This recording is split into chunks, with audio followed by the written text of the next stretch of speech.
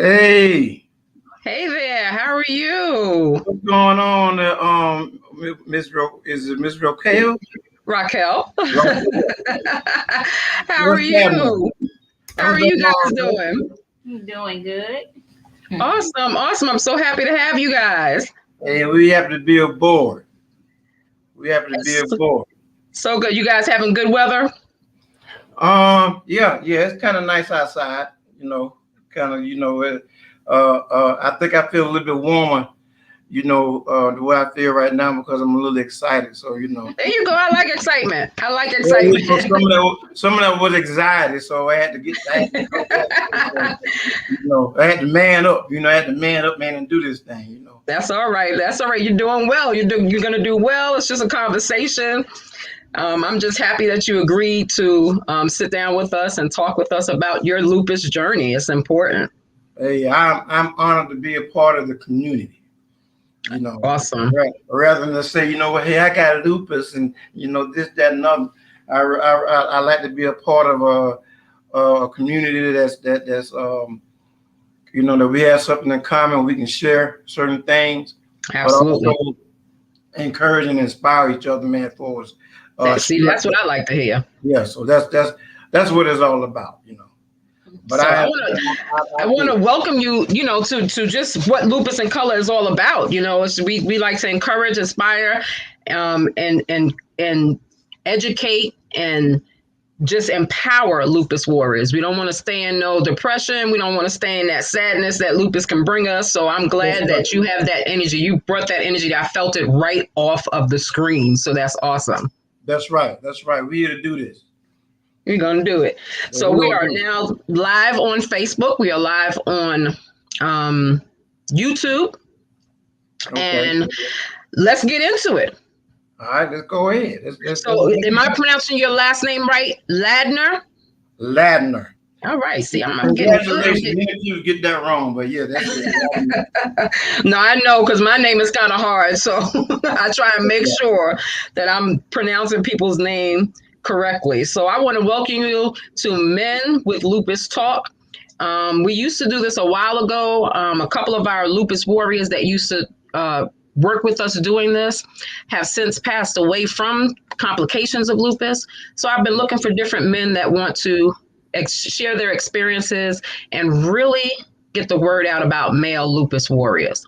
Okay. So start by introducing yourself and introducing who you're with, who's on camera with you, and then we'll go into some questions. Okay. First of all, my real name, my birth name is Dexter Allen Keith Ladner Sr. All right now. I go by Keith Ladner now because it is a new beginning. I'm from Columbus, Georgia, further south from Atlanta. I'm currently in Atlanta, Georgia. It's a new journey for me. Since I've been in Atlanta, I had to come here due to some things that was going on. But preceding this, I was also going through things at home in Columbus, health-wise. That was diagnosed with a lot of other things, and didn't find out it was lupus until I got here in Atlanta. Now, who I have here with me, beside me, is my lovely fiance, Jawandra Smith. Oh, I love it. I love you. Truth be told, because I was going through so much at the time with lupus, I'd already been going through other things in my life. And I was kind of like in a downward spiral, and I was trying to come back up out of it. But lupus kind of like puts you in this depression mode. And she was the one that told me, look, you ought to take this and share your testimony. I'm like, ain't nobody gonna be this, because I didn't want to talk to nobody. I didn't believe in people. I lost faith in people and things like that. I'm like, people ain't gonna want to listen to me. Because I had changed my entire body, my entire look has changed. So the way I used to be confident in everything, nobody didn't want to, I thought there was somebody, you know what I'm saying? Mm-hmm. I wasn't that person no more. I wasn't that man no more. But as soon as she told me to go ahead and share the testimony, I put that thing on. I posted the testimony on Facebook originally, and that was part of my thing. My coming to Atlanta to be humble, and start a new journey. and and accept constructive criticism and to accept and to be obedient, to the Holy Spirit. So when Baby told me to just go ahead and post your testimony, I did that, and from that point on, things just, shot up, huh? It just shot up, and I'm like, wow, because I wasn't a big fan of social media. Right. I wasn't a fan of Facebook to a point where I had a need to get on and just kind of like do all types of stuff, right? So but when I put it on there, it's kind of like, I mean, we can get on there and talk about anything we want to, It ain't even got to be real, and people get on there, man, and fake the funk, so to speak, and but I'm like, it wasn't meaningful at that point until she said, why don't you just put the testimony on that? Yeah, sometimes all you need is that little push. Right, to listen. Like I said, it's kind of like it's obeying the Holy Spirit and being something different than than you were before, and make it happen. My thing is, man, I'm a natural born fighter. That's bottom line. I'm a natural born fighter. I don't know how to do anything else but fight. I hear you. So when I'm challenged with something, then I'm gonna meet it head on. When I woke up in the hospital and I looked at myself and I couldn't walk, I couldn't be able to talk, I was bandaged up everywhere all over my body. I'm like, I can't do nothing with that, I couldn't even do anything, And then the nurse told me, said, well, do the best with what you got left. Right. And now we're here. And there you go. There we go. And that's so important, because you recognize that when your lady was telling you, look, your testimony is going to help somebody. Right. You were obedient in that. You know what I'm saying? And you did what you had to do, not only just for you, but you are helping someone else that you might not even know. Right. So thank you for being obedient in that service that a lot of people can't do. A lot of people don't want to share their testimony. They don't want to share their story, and they get stuck in that negative mode. So I applaud you for even listening and taking heed to what she was saying and really going out there and doing what you need to do for you. Right. Awesome. It took some power and some recognizing, because like when we first met, I was kind of embarrassed and I was isolated. Of course. And I didn't want to be seen, because the rash that it put all over my body, it's like, I was like I looked like a hyena, real bad, malnutritious, manged up hyena, and I was embarrassed. So when I met over the phone, I said, well, look, I'm just gonna see this picture, this is how I look, because I know about she's not gonna like the way I look. So I said, this is what I'm gonna do, So I sent her a picture of how I was looking, and she sent me a picture back and showed me a form of disability that she had. I'm like, God, dog, I'm like, we meant for each other then, her being a female, you think you got something? Look at what I got. I'm like, all right, that was cool. I did that. I'm like, okay, that's pretty strong, because I wouldn't have did it like that. See, but that's why she is she and you are you. That's right. So I followed you. I followed by example. There you go. So now tell me a little bit about when you were diagnosed with lupus and, what led to your diagnosis. Okay. First of all, I knew about lupus. I didn't know anything about it being like a male, like a female, disease and anything like that.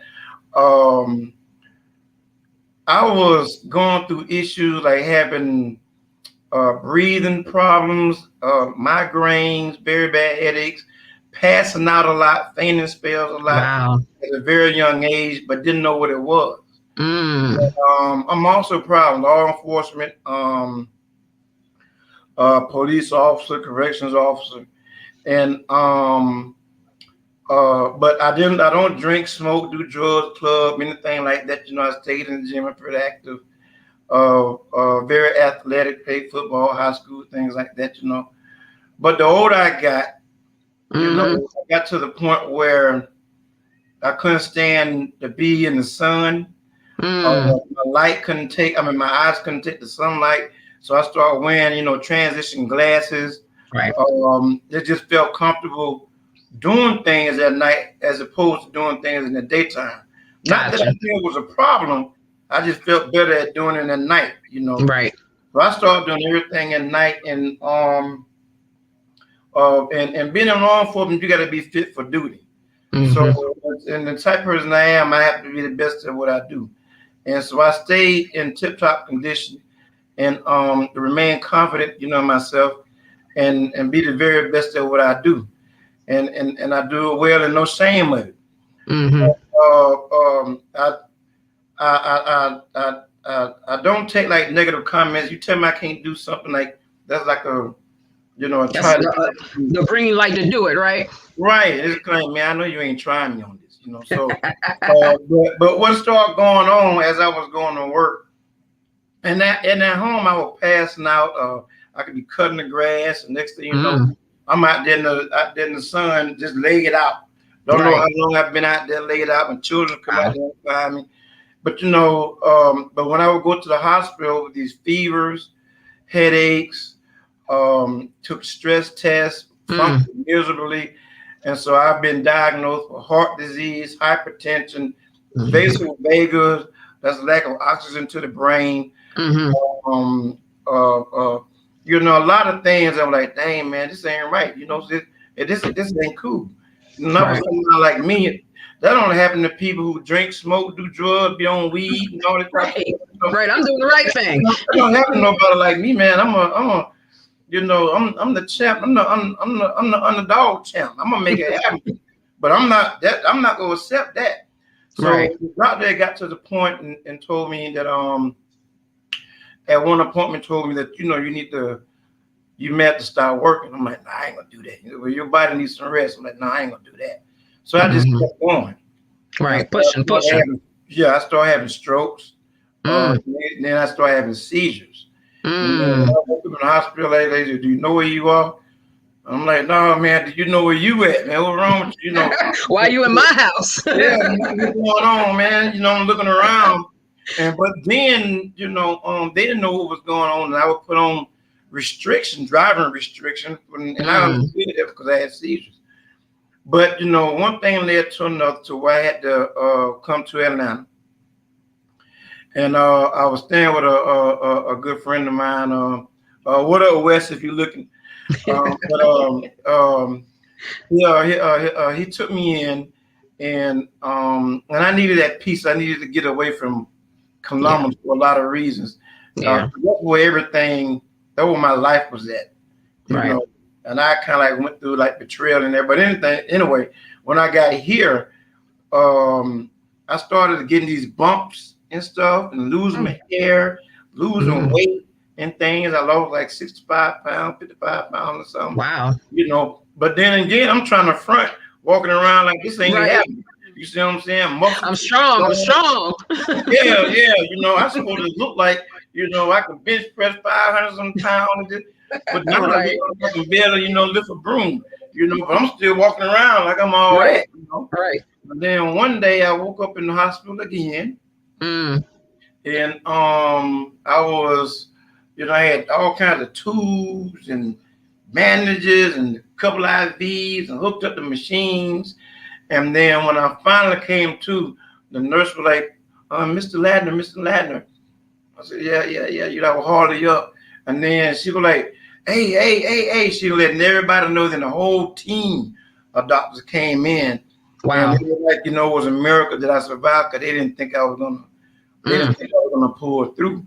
They're fighting you, man. Yeah, I mean, you know, they were saying that I had my heart was failing, kidney was failing, lungs was failing, heart was failing. Skin was, you know, from head to toe, you know, changed, fingertips was like they'd been, you know, dipped in hot grease or something, you know.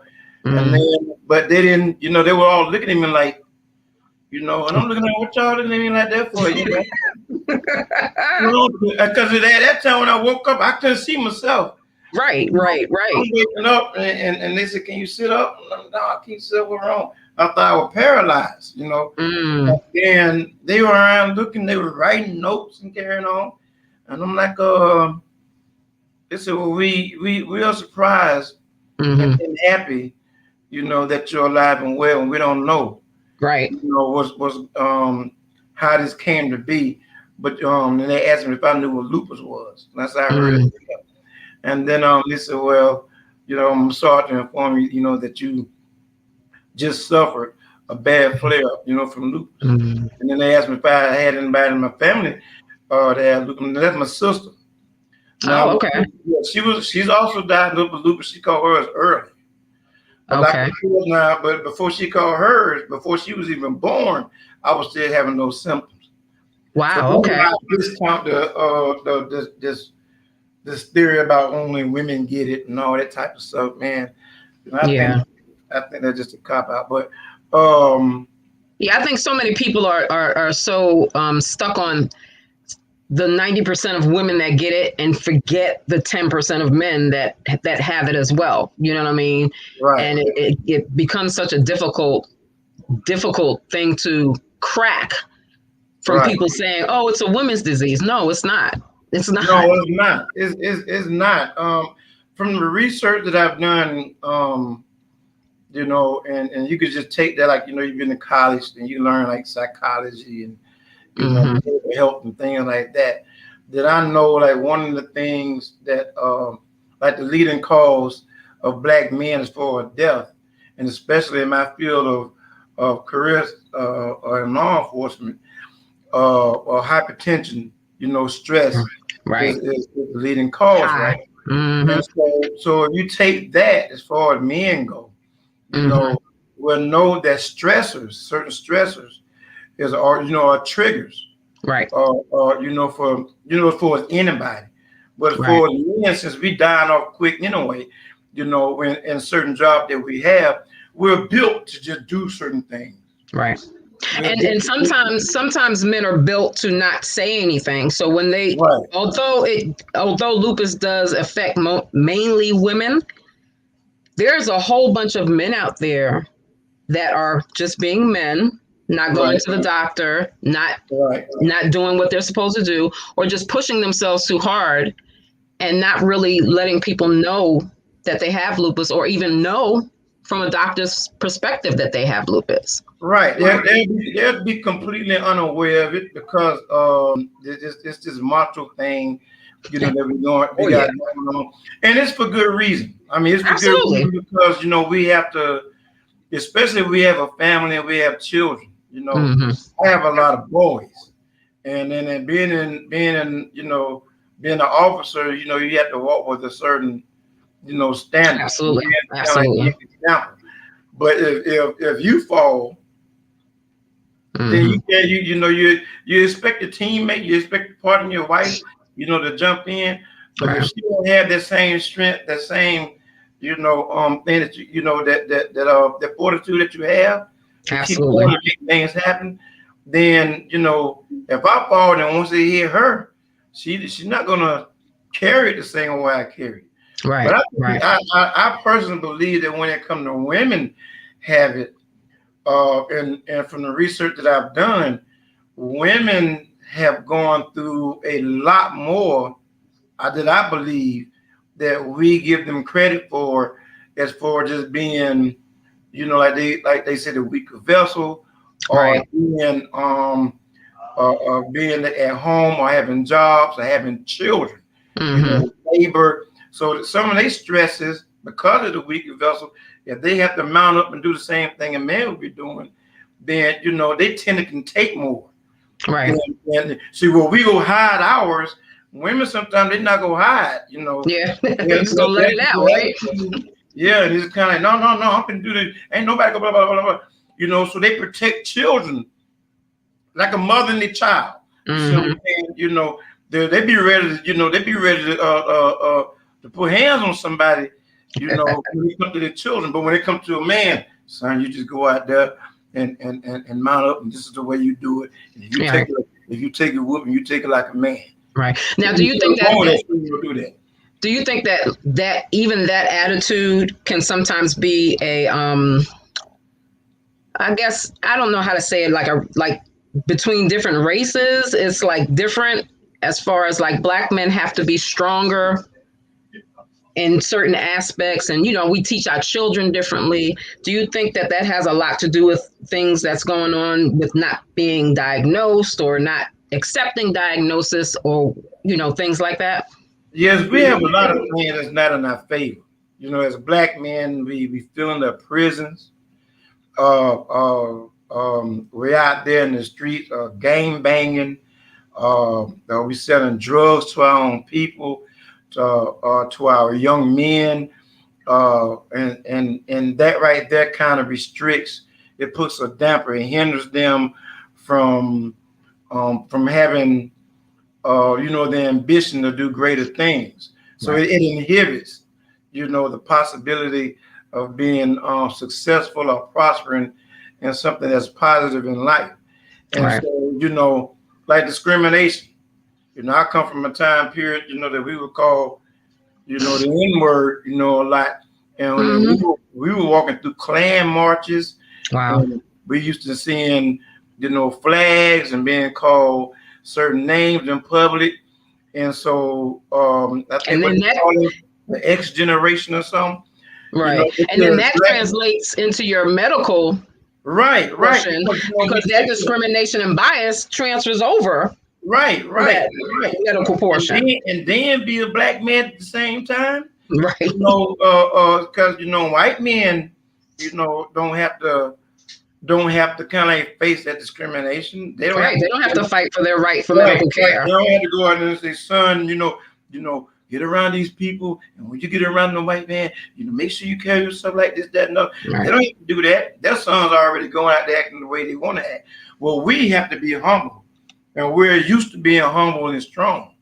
But I do applaud and I do give us some credit that anything that our people put our mind to, and this is not to discount any other race, but anything that our people put our mind to, we overcome. Absolutely. Absolutely. So I'm a part of that right. Of my people, of African Americans. I will overcome. Right. And we have some comments in here. Janice says that it's definitely cultural, even for African American women, and more so for our men. And that's so very true. That's so very true. We had a little session with a doctor that was explaining how the medical bias has grown and continues to fester in the medical field. So it's real important for me to get that word out as far as, African American men really being an advocate and a positive advocate for themselves, so that they're not caught up in that bias and that medical, cultural issues that they showed, all that racism and things like that. Right. What they need to do is first and foremost, especially if they're significant other, telling them they need to get checked out. Go get checked out. Absolutely. Go get checked out. Go. Take care of yourself. And you have to stay on each other. Right. You ain't proving nothing to anybody. And if you got a heart problem, man, be quiet. Right. Go to the doctor. You want to live. But don't sit up and act like that. Oh, I'm bad. I can take this. We all gonna die someday. Stop fooling yourself. You don't want to die tomorrow. Exactly. Look, if you don't take no other message from here, that's the message you need to take. Right. You want to live tomorrow. Go on somewhere. Put that down somewhere, man, so you can take care of yourself and be around your wife and kids some more. Yeah, absolutely. I tell my husband all the time, get on up, go to the doctor, let's go, let's walk, let's do what you got to do. We need to be here. We still have a lot of work to do. Right. You got things to do, just take care of yourself. I mean, we have to. If we what's going against us is our own body. So if we already know what we're facing, I'm not saying be man enough to take it. Be human enough to take care of your own body. Yeah, but we're not superhuman. That's right. Nobody is a huge superhuman. We have to rely on our faith. We have to really sit down and take care of our bodies. Our bodies is that's our temple. That's And right. part of taking care of our body is going to the doctor and getting the things done that we have to get done. That's right. Ain't nobody gonna take care of it but you. And if it fail, well, it's because you ain't taking care of yourself. You know what I'm saying? Don't blame the Absolutely. doctor, man. And I'm down. I can't do anything. Right. No, because you ain't checking yourself out. You know, Absolutely. it's too Absolutely. easy. You get up off your rump, man. Just go to the doctor, man, and see about yourself. Yeah. Absolutely. Yeah. I'm telling people, if you don't take anything else but that from this whole conversation, that's very important. Yeah, What did you multivitamin. feel like when they told you had lupus? What did I feel like? Yeah. When they told me I had lupus, I really, I was okay. When they told me, I was like, all right. I had got to this point. Like I said, I had a prior life, in Columbus. I was a minister, and if you've been called by God to do certain things, then you obey God, right?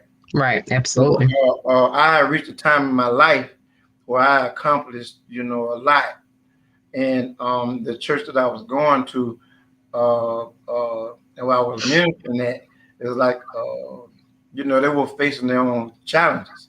So I stopped ministering and kind of like just gave up on what I was supposed to been doing, for God. But I was content with the lifestyle, that I obtained.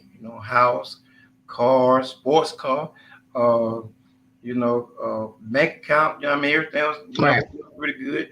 And so I got to the point where I'm good. So it would. I'm thinking that if I can just if I just leave people alone, people leave me alone. And I'll be good. I stay in my lane. I just be a good husband and be a good father, Right. and do the very best I can, and folks mind their business, just leave me alone, and everything be all right. But you can't witness, you can't testify, you can't exhort, you can't edify people by being isolated and staying to yourself. So, but when I got diagnosed, and this is about, I was in the room by myself, and it was dark. I was looking outside at the skyline here in Atlanta, and then I said, "All right, God, what you want me to do? What you got?" That's Yep. right. Okay, you got my attention. You got my attention because he is allowed to get through all those fevers. I walked away from burning cars. I survived the streets, the hood and things like that. Been shot at, stabbed, all this other stuff, working in prison where you're dealing with a lot more other dangerous people and being outnumbered, Absolutely. You got to have some kind of crazy mind up there to be and You're right. Unless you're one of them cops that's like a pretend cop that want to wear the badge, and the only thing that's protecting you is the badge. Right.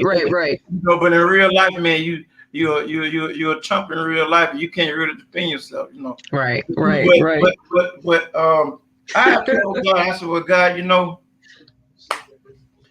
let's go ahead and do that, because I feel like at that point, he had already brought me through so much. Prior to that, right? I hadn't been to a point where, where everything was like I couldn't tie my shoes. I was on the bedpan. I had a cap, things like my side. I had to get the nurse to help take me to the bathroom, or they put the bedpan up under me while I'm laying down in the bed, and I have to, do what I have to do. And so I'm like, all right, well, I'm still living there. I got to be some reason. So Lord, whatever you want me to do. And so it didn't really kick in until the first thing I had to learn to be obedient. That's a very important word to hear the Holy Spirit. that's the trial of your faith. So you got Absolutely. to, you have to, when you hear that still voice, you obey it. So it's kind of like, for example, somebody walking up to you and you bump into them in the store. The first thing I want to say, man, come on, man, what you doing that for? And I want to get bad with them, right? But the Holy Right. Spirit say, you ain't got to say nothing to them. Just say pardon me and let that go. Right. And so it's all about that change. So, but I knew that God said, oh, well, you know what? This is your opportunity now. You go do this. You finna do it. We got work to do, And Right. when it was settling in that I have lupus, that's when I realized at that point that what my sister was going through, because she had lost a lot of weight and she was losing hair, Right. things like that, and she a tough cookie herself, I bet. I mean, she tough now. She come from good stock. We work out partner. We work out partner. There you go. That again, being a female, being my sister, I still watched and observed how Right. she did it. So I'm not ashamed to say that a lot of things that I learned, are from the opposite sex. It's Oh, sure. It's kind of like, the strength that women have are profound, Yeah. to the point where like, dang, that's how much she took. She can do this, she can do that. Right. She's saying this, she's not saying that. So I'm thinking if my sister can do it, then I can do it too. Absolutely. Absolutely. But that's how I feel. I feel like I couldn't. I feel like life was over at that point when I found out. I'm like, all right, it's a death sentence. When I'm gonna die, No, Lord, yeah. When this go come, Right. And I got I know the feeling. Yeah, I'm feeling ready to, to meet my maker. I wasn't afraid to cross the street and the car still coming. I'm just gonna walk out in the middle of the street, You're just gonna get bounced up because it wasn't your time anyway. So right. Well, I'm gonna tell you, you got some people on here. You have someone from Norway. What? And he says, hello from Norway. Me and my brother have lupus. Right. So I'm so happy that there are men that are coming on here and really, supporting you and your lupus journey and telling your story. I'm sure you're helping somebody. We also have someone saying, Melissa says, you are amazing, Keith. Thanks for sharing your story. And that she's also in Columbus. Thank you. Who else we have here? We have Sharon, who's a friend of mine. It's so very easy to live in shame in your lupus warfare. God bless you for your willingness to be led, Mr. Ladner. Keeping you in prayer, sir. Thank you. Thank you. So, and shout out to Columbus, Georgia. To my family. Send it on over, right? Yeah, I had to put that aside. Mama, I love you. Olivia, I love you. Craig, I love you. Go. And everything. Appreciate your support and helping me out. There you go. There you go. And then you have, let's see, who else do we have here? Reginald said, amen to you, brother. I've been dealing with lupus for 10 years. Now, how long have you had lupus? I got diagnosed in 2019. But like I said, I might have had it since I was hindsight 2020, yeah. Yeah, 11, since I was 11 years old. Yeah. And it's funny you say that because even when I was diagnosed, when you get diagnosed, you begin to reflect. Right. And you're like, yeah, I remember being in high school or being in middle school and going out in the sun and getting hives and having to be rushed to the hospital for this or having to be rushed to the hospital for that. So it's funny how when you get a chronic illness, it'll humble you, like you stated, and it'll make you reflect on what has been going on in your life. It had made me upset from when I found out, when I started doing the research, and then a doctor came and told me, it was a rheumatologist, said, well, we just letting you know that we find it quite surprising that, mainly women get these diseases. And then because it is weird that you have it and everything that you've been through, that you survived it. But I believe if it came because we monitor your heart. So we can tell that you've been through a lot, in your life. But because you have a strong heart, and for whatever reason, God has kept you alive. But I just want to let you know that the disease that you have, 90% of the people, are women, only 10% men. Now that upset me. I'm sure. That upset me because I'm like, hold up, wait a minute, wait a minute. You mean to tell me out of the 9 billion people on earth, Right. that 90% of the people that got lupus, Right. 10% of men, and I don't do no drinking, smoking, and all this other stuff, man. And I'm sitting up here with lupus. And I got and then I'm upset, and I'm like, wait a minute, hold up.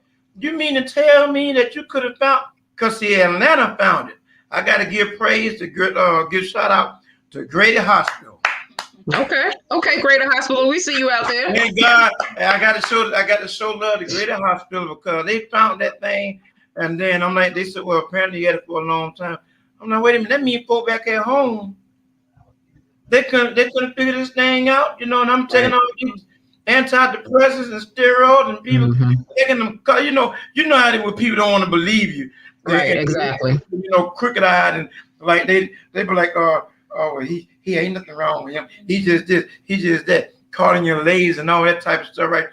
Oh, you learn something. You learn something about folks. But when they kept in them doctors, I'm like, man, you mean to tell me that y'all could have found this out 7 years ago, and y'all just like into it now? Yeah.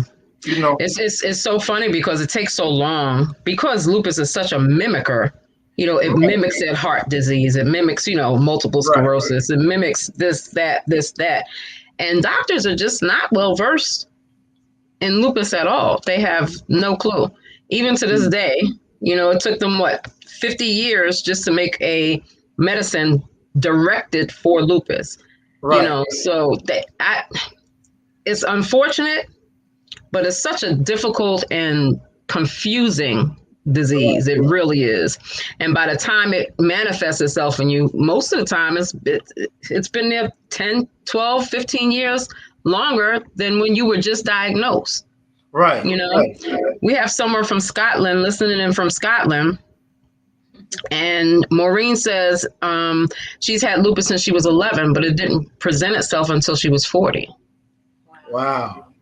She always felt it. It's just like you said, they don't believe you. You're walking around in pain, and you're falling out and things like that. So it takes so long for people to really get that you're sick.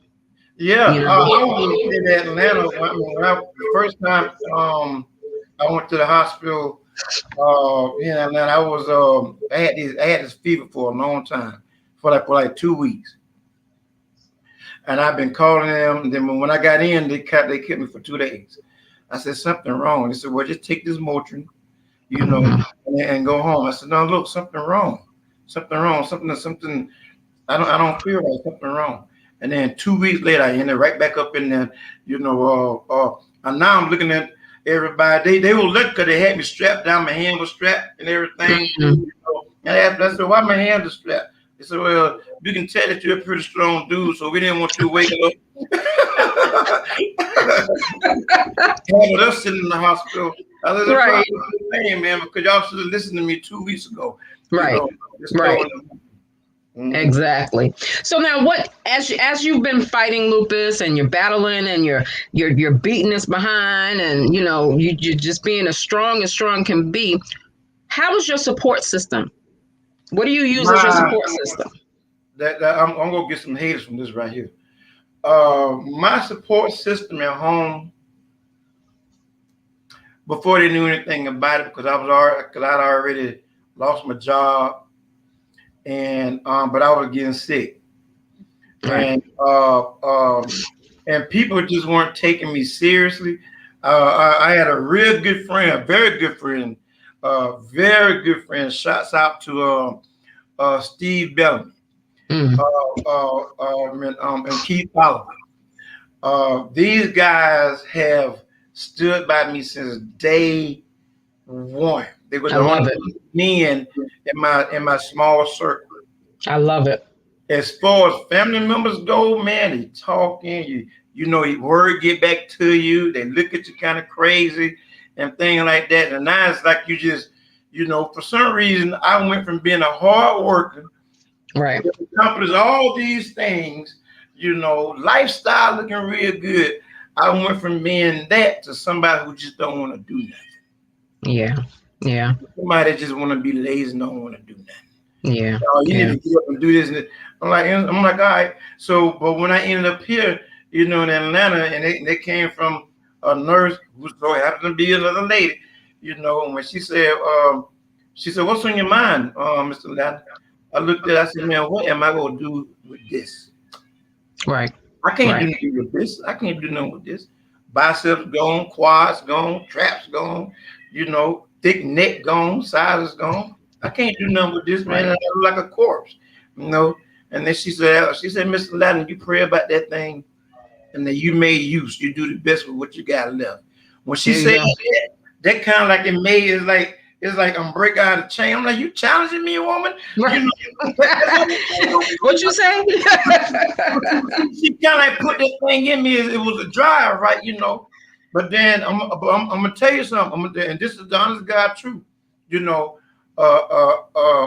Brian, you know, Wesley, which is another good friend. He put me up for a place to stay, a very nice place to stay.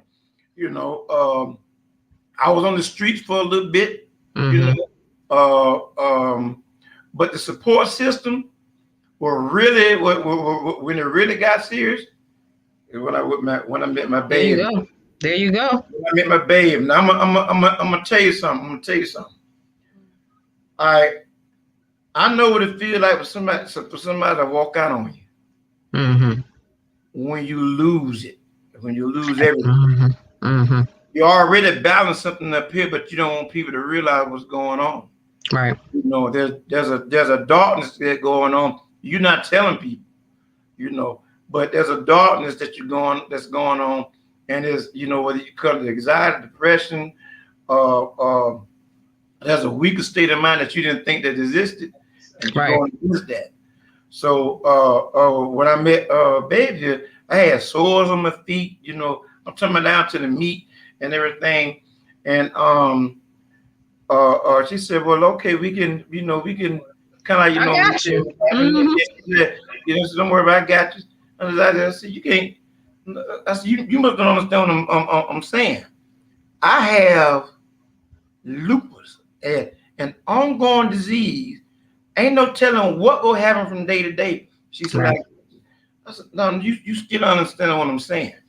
I'm gonna be sick for the rest of my entire life. Right. You know, do you understand it? She said, I got you. That's a whole minute. You know where I was at, was kind of like what people call the trap, you know. So I humbled. I went from being a law enforcement officer all the way down to the bottom, which I didn't understand. I mean, which I understood and I didn't mind. I wasn't ashamed of it because I know I can rebuild, you know. But babe came over, she said, you better than this right here. Look at that. Look at that. You better than this right here. That was something else that was strong. I'm like, what you just say? I said, you know, she said, you better than this right here. We got to go. And then from that point on, as far as support, she has done by far more than any human being. I so believe it because I see the way she's looking at you while you're speaking. Her spirit is so sweet coming through the screen. Well, so, I couldn't believe it because, you know, you're talking to somebody. I don't need you. That's me. I'm like, I don't. We need you though, girl. I'm talking in general. Yeah. That's the person I was. I got this. I got that. I don't need you. I'm content. I don't need you. But then when she said, I'm like, man, so you're willing to take on a whole nother man with this kind of a problem. Right. But since then, not only have I been strengthened, she's seen my lows, she's seen my extreme highs, she's seen my extreme lows, she's seen me cry, you know, sometimes we get, you know, as men, especially people like me, we go so much in that you can literally cry, tears come down your face, you don't even know it. Right. And that's the signs of nervous breakdown because it's like, oh, you got to get this out of you. Absolutely. So one support system really, it came when she really supported the way she was supporting, And then she said, well, why don't you open up and get on some of these support groups? I said, I ain't finna sit around no telling people my name is about no nothing. So and I'm here because I have a lupus, and I'm afraid for the rest of my life. I ain't gonna do no mess like that around these people. But you know what I wound up doing? I got someone like she was right about everything else. Right. I better listen. Let me go ahead and do it. So I did that, and that was this guy that I met on that, and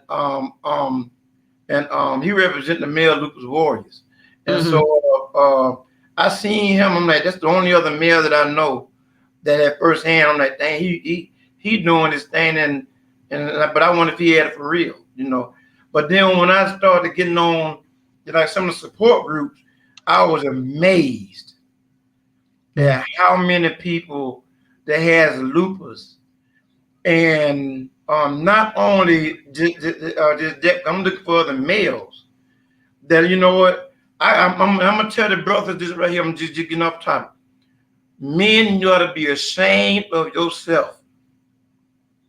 I'm talking more to women that are telling me more about the issues and problems.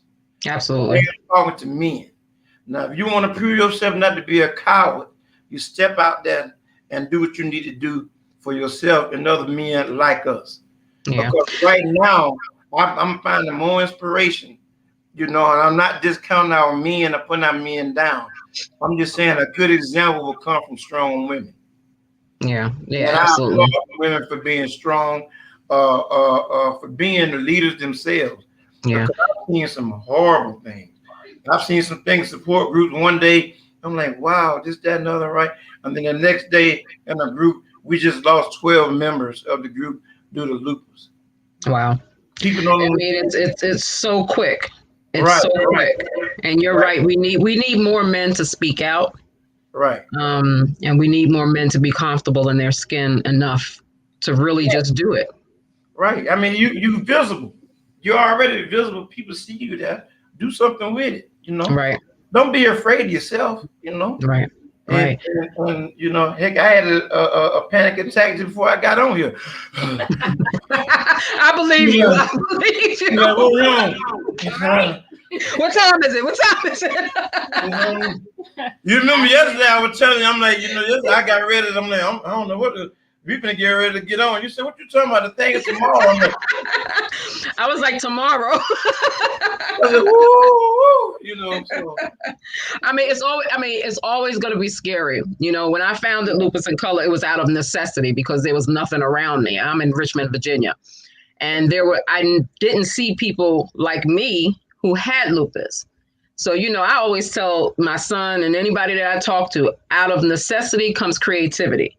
And thank God your lady had enough openness from God to send that to you to start talking about those male issues, because there's so many men that have lupus that don't have an outlet and don't have a place to talk about that and really be inspired and encouraged and empowered by it, as opposed to being depressed and down from it.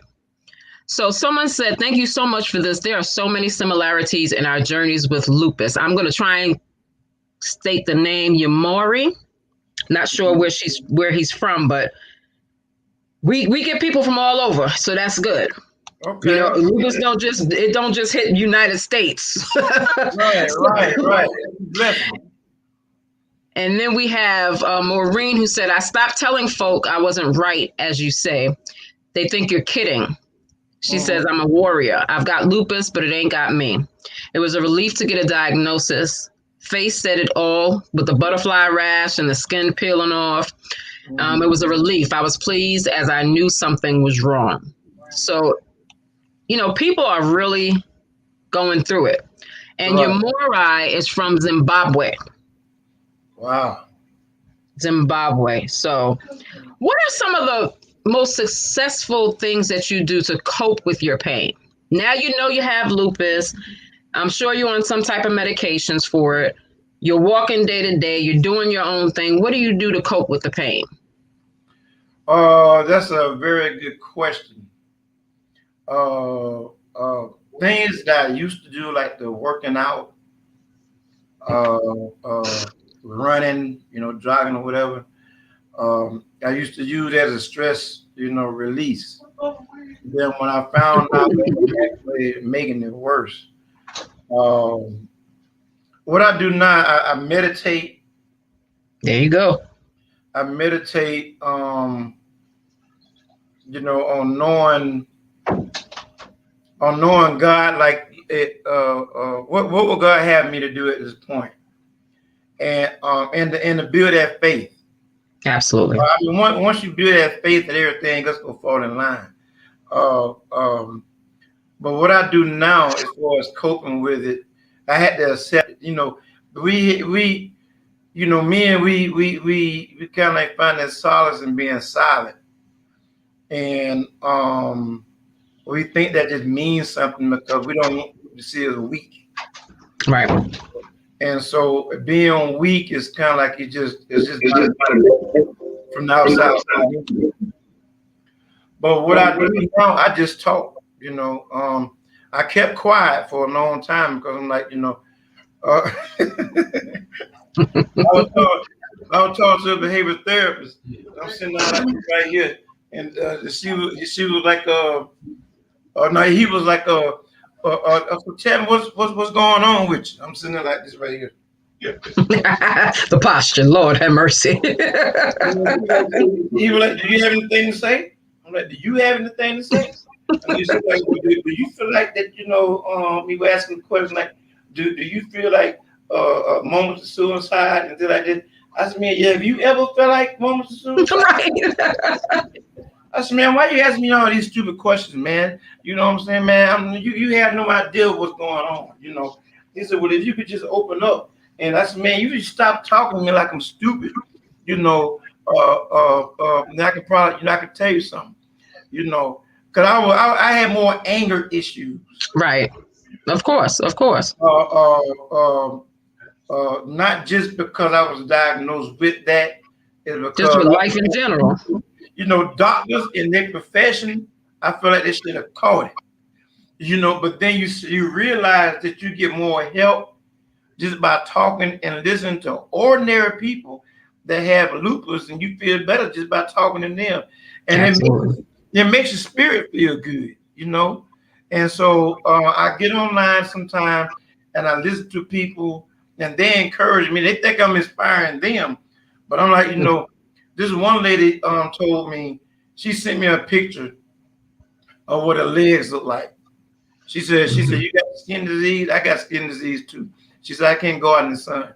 And so she showed me a picture of what her legs look like from the knee on down. And it looked like that her skin had melted away, just showing the muscle tissue. And the muscle tissue had hardened up. And I looked at that thing, I'm like, oh my God, but she told me, I thank you very much, you're encouraging. Wow. Like, you know what?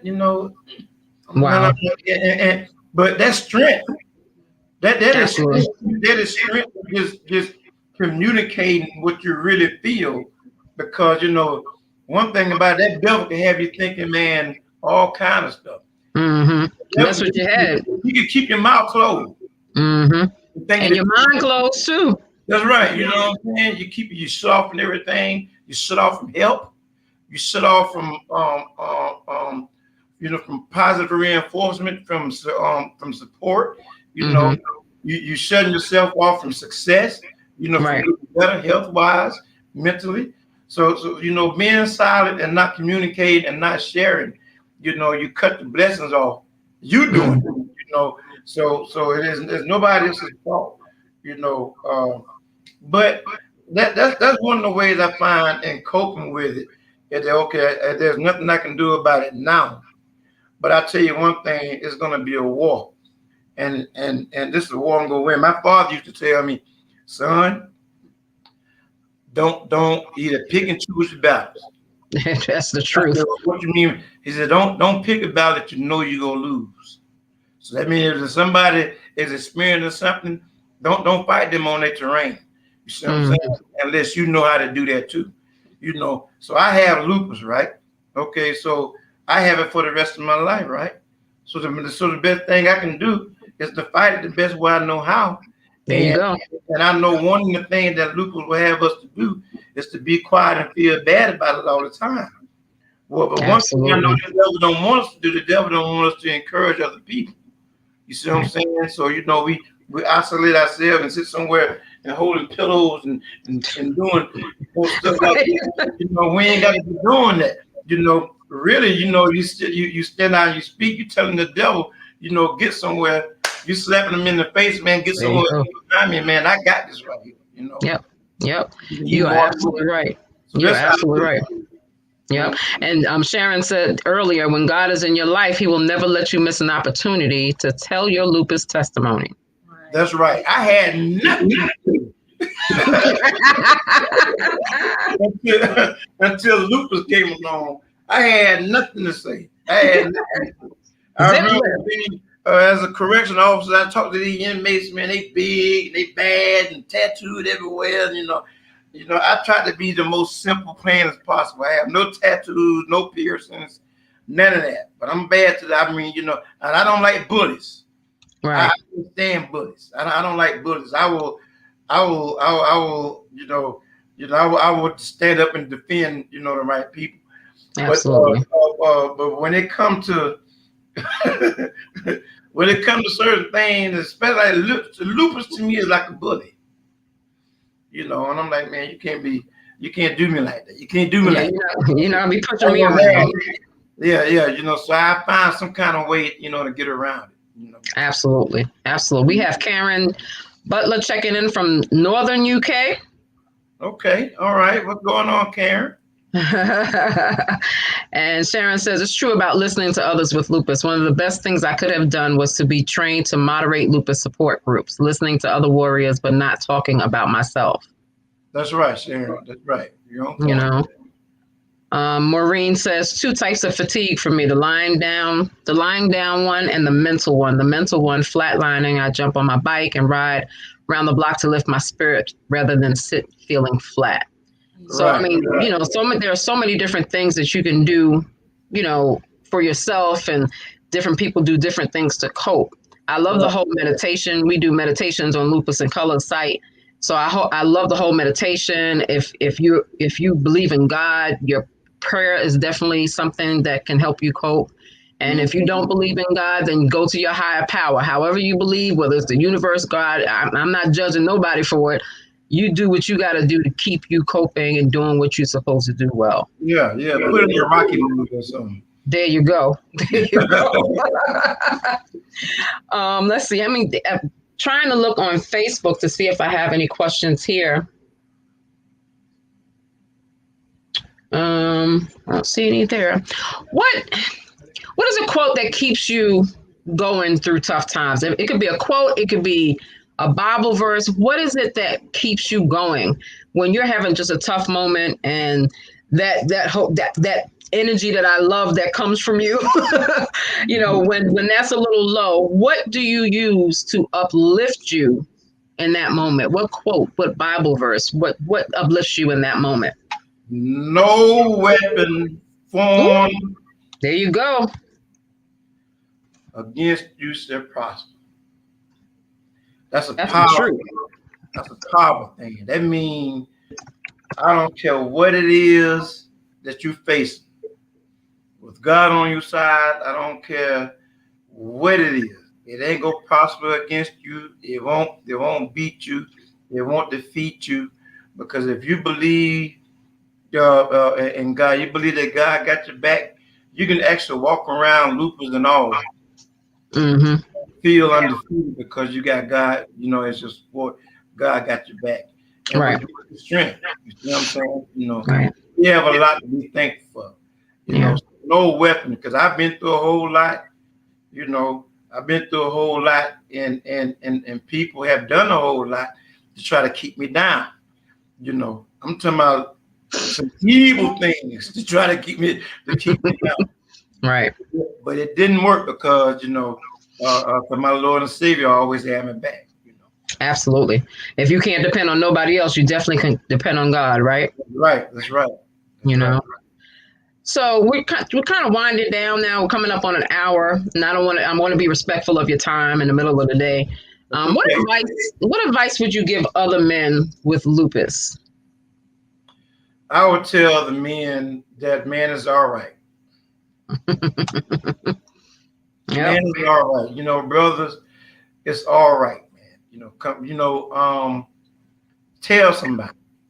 I mean, the doctors already know. Some family members already know. If you want to feel that you're competent, or that you're still man enough, you're still strong enough, get over that hump. Because they don't want to hear fear. So get over the fear of not being able, doing whatever it is, that keep you from coming out. And nobody knows what that fear is but you. So it's not Right. like you can go around and tell everybody what you fear. So challenge yourself by getting over that fear, open up and help other people like myself. Help me. Help me, help other people like you. Help people, because everybody, I may speak and I'm touching, some people, and it might not be reaching some people. You may say things that may be reaching other people that I can't reach, Right. that I haven't been able to reach. There's a perfect time and place for everything. Mm. So when a brother gets up and starts speaking, what's going on, then it's your time, to help, and to contribute Right. to what God wants you to do. That little bit of, you may think is a little bit of, little as much, in time like this. It's kind of like, you can really help somebody out that feel real low. And then they hear your voice or they see your Mhm. come, then it kind of, you just turn their life around. Absolutely. That's a good word right there. Right. That's a good word right there because it's so important. I think that fear does really overtake people. Right. And That's not God. That's right. not God. You look at it like that, right? You letting the devil hold you back. Absolutely. It doesn't give you the spirit of fear. That's right. Don't give you the spirit of fear, man. So come on out. Come on out. Come on out. Mhm. We talking about, defeat.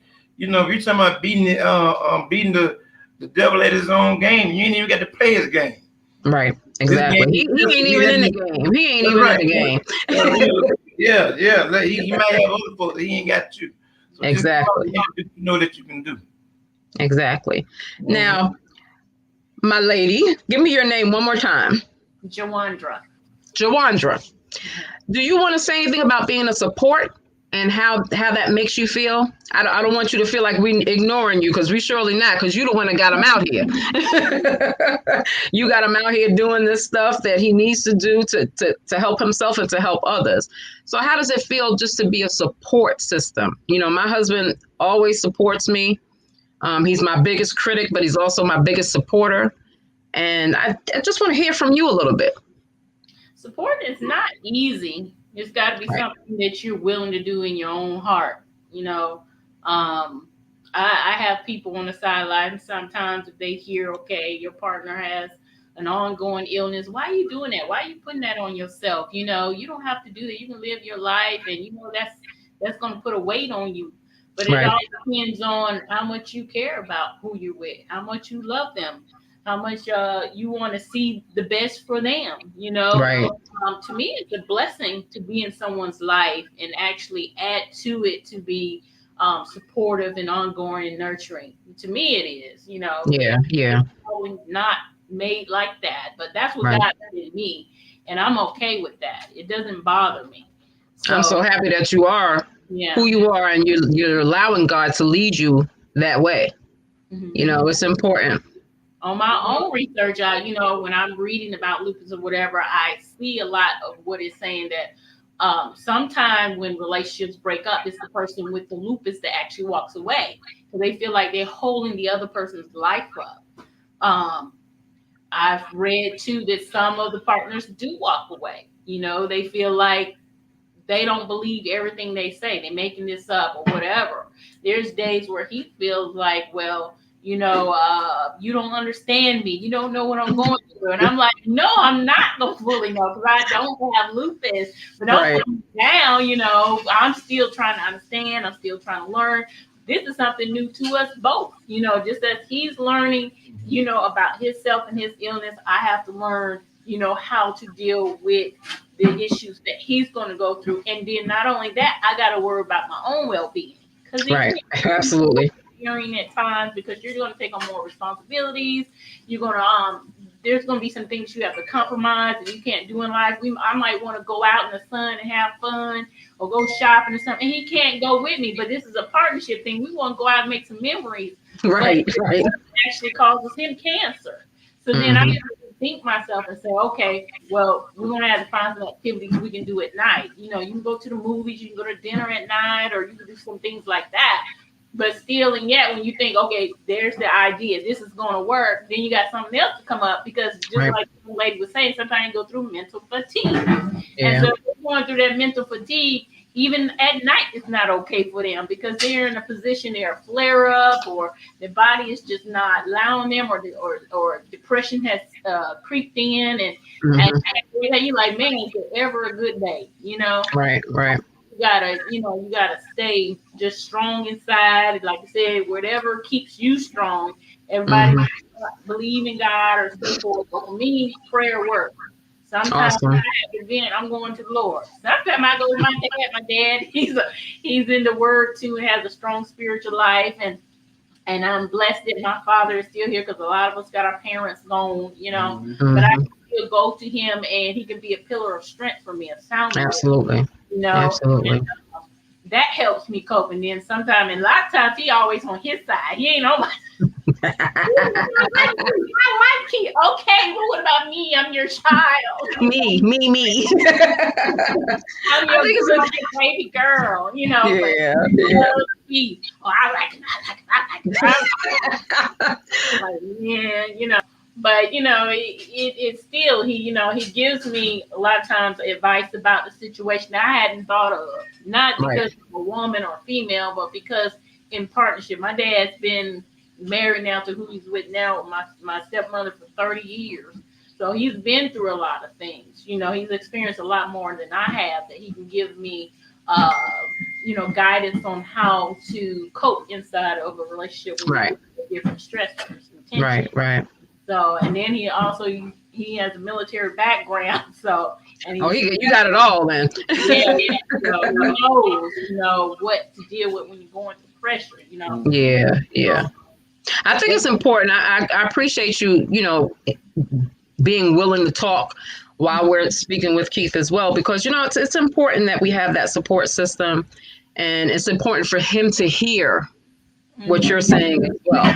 And sometimes even though you might be telling him, he hear you, but when he hear it outside, it's something different. It's like my husband, I can tell him something 5, 10, 11 times. When his buddy down the block tells him, he gets it.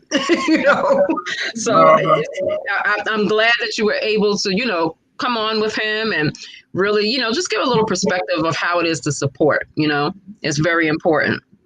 Michelle Harris says, great encouragement. With God, all things are possible. That's right. And Maureen says that I am blessed and say thank you for the insights and journey that you took me on. As I now help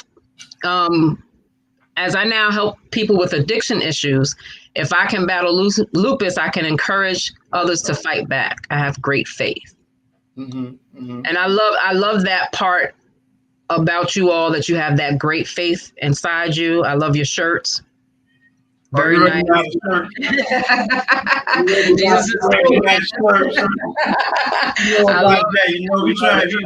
This team Lupin, this team hashtag Lupin Savage is going on over here. All right, y'all hear that, right? Y'all go ahead and go on Facebook, Instagram. You got a Twitter? Well, no, I don't have a Twitter, but follow me. We have the new group hashtag Lupin Savages.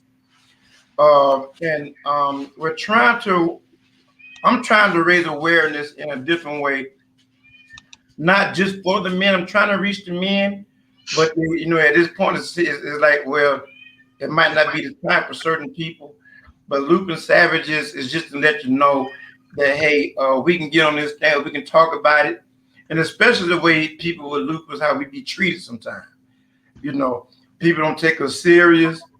You know, people we feel bad about how other people treat us. Mm-hmm. We don't owe anybody explanations. We Right. don't have to bow down to other people's like you know their mentality. You know, it's like if we in the bed and we don't feel like getting up, oh, you need to get up out the bed, blah blah blah blah. All you do is stay in the bed. You know what? If I had the power to give you lupus, you'd be in the bed too. Exactly. You know? Exactly. But Exactly. you know, it's just you know, mentally, it's just kind of like the awareness part that that we're strong.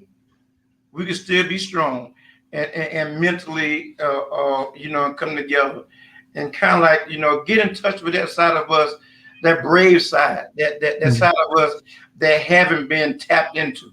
Right. And like if a person being kind of like always nice, always giving, always pleasant, don't have a mean streak in they, you know, a mean bone in their body. Well, now you got lupus, you might have to just make a stand and say, hey, whoa, whoa, whoa, whoa, whoa. Mm-hmm. I can't force you to understand what's going on here. Right. I can't make you understand what's going on here. And I don't wish this on anybody. Right. I don't owe you any explanation, you know, for the illness that I have, because I know I have to deal with it every day. Right. We can do that, and that right there also empowers us, you know, or you know, as lupus. Now I know we have warriors. That's a good word for it. Lupus warriors, and you know, and things like that, you know. But I like, you know, the meaning of lupus. You know, it's just something about that says, hey, you know, we could just take that and reverse it, and Right. and make something positive out of it. You know what I'm Absolutely. saying? Absolutely. Well, I have thoroughly enjoyed this conversation. I've enjoyed meeting you. I've enjoyed hearing your story. I've enjoyed speaking with you both. It's just, you know, amazing how God puts people in your life. It's so funny when I reached out to you, one of our members of Lupus in Color had sent me a video that you had posted or something that you posted on your site before I was part of your site. And I was like, it's really weird that you sent that to me. I just reached out to him to see if he would want to speak. So it's just funny how God always puts people in your path to make the path clear, you know? Right. So That's the I'm Holy so Spirit. happy. It's the Holy Spirit you following it. It's like, well, you know what? I think I can go this route, because when I get some messages and people tell me some real positive things that, you know, I'm like, I've never heard like in my life, and like, y'all really feel this way about me, you know, and compared to what it used to be is good now, because you're being used, you know, by God, and you don't have to kind of like feed into a lot of mess that other people try to, you know, put you in. You see what I'm saying? So it's good to be fighting along with other people that have, you know, the same thing that I have. You know, I was talking to this one guy. He said, I've had it since 1973. I said, 73? Right. Oh, that's a long time, you know. And then, but you know, I mean that just it just makes you feel good. It keeps your mind off all the other stuff that's going on out there. You know, you ain't got no business to be worried about. You know, take care of yourself. Take care of your temple. Yeah, absolutely. It's not we're not cursed. Right. You know, Say it again. Say it again for the people in the back pew. That's right. That's right. We're not cursed. We're just some people. If it make you feel any better, some people they're not diagnosed with anything. They may be 6-7 feet tall. They may be the strongest people in the world, or they may be the smallest people in the world, you know. But let them have lupus, they might not last as long as you have. That's the truth.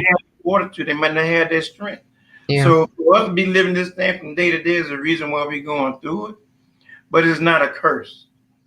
It's not a curse. This is unfortunate, but you know, we're here to help people other than ourselves. You can't be selfish. Don't be selfish. I mean, I know I was. I ain't gonna tell no lie. I was selfish at one point. I'm like, man, still them people. But see, now I feel compelled because somebody like, my fiance has opened up in ways I want to never open up, and to me that's tough. I'm like, dang, if she can do it, I can do it. She don't hear it. I'm like, but I'm like, if she can do it, I can do it. So it's not like I'm looking at Arnold Schwarzenegger or the Incredible Hulk here. Right. I'm looking at Joanna Smith saying, hey, if she can do it, I can do it. And the other people that have lupus, that may not be as strong as me physically, but mentally, they pull it through. Yeah.